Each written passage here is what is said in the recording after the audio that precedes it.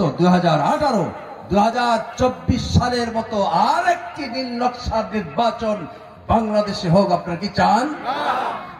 এই জন্যই জামাত ইসলামীর পক্ষ থেকে আহ্বান জানানো হয়েছে, আগামী দিনের কোন দুষ্ট চক্র, কোন সন্ত্রাসী, কোন চাঁদাবাজ যাতে ক্ষমতার মস্তদে অধিষ্ঠিত হতে না পারে, সেজন্যই হিন্দু, মুসলিম, বৌদ্ধ, খ্রিস্টান, ব্যবসায়ী, মজুর, তাঁতি, চাষি, মাস্টার, ডক্টর, ইঞ্জিনিয়ার সকলকেই ঐক্যবদ্ধ হতে হবে। আমরা প্রস্তুত আছি, এক নম্বরবাসী প্রস্তুত আছি। লিল্লাহে তাকবীর, লিল্লাহে তাকবীর। আল্লাহ রাব্বুল আলামিন আপনাদের এই ঐক্যবদ্ধ ভূমিকা আগামী দিনের দেশ ও জাতি গঠনে আমরা আশার বাণী নিয়ে ইনশাআল্লাহ আজিজ ইতোমধ্যেই আমির জামাত ডক্টর শফিকুর রহমান তার দপ্তরে যারা রাষ্ট্র নিয়ে চিন্তা করে, জাতি নিয়ে চিন্তা করে, তারা ইতোমধ্যেই যোগাযোগ শুরু করেছে ঢাকা বিশ্ববিদ্যালয়ের ইলেকশনের পরে আর জাকসু ইলেকশনের পরে।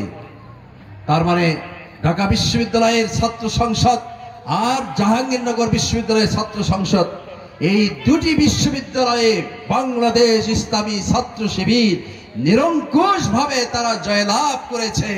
আরেকটা দলের ছাত্ররা অল আউট হয়েছে। কি হয়েছে? অল আউট হবে না কেন?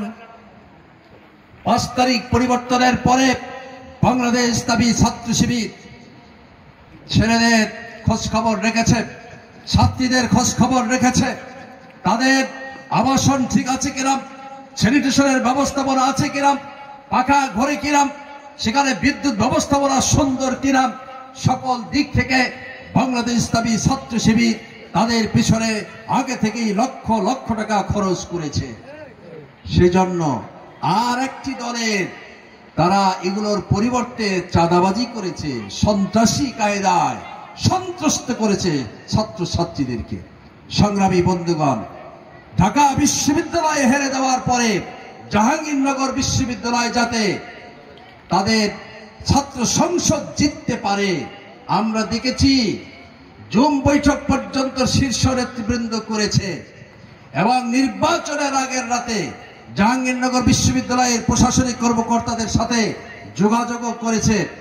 অত্যন্ত দুঃখজনক, ঢাকা বিশ্ববিদ্যালয়ে প্রায় 40,000 শিক্ষার্থীর ভোট গণনা করতে 20 ঘন্টা লাগেনি।